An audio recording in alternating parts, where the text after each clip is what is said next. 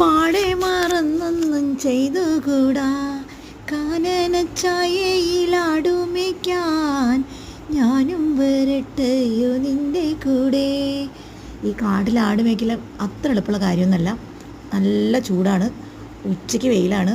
എൻ്റെ ആടുകളിൽ നിന്ന് ഞാൻ കൂട്ടത്തിൽ ഒന്ന് വിട്ടു നോക്കിയതാണ്. വലിയ സുഖമുള്ള ഏർപ്പാടൊന്നുമില്ല, ഇവർക്ക് ഇവിടെ നിൽക്കാനും ഇഷ്ടമില്ല. അപ്പോൾ ഓക്കെ ബൈ ടാറ്റാ.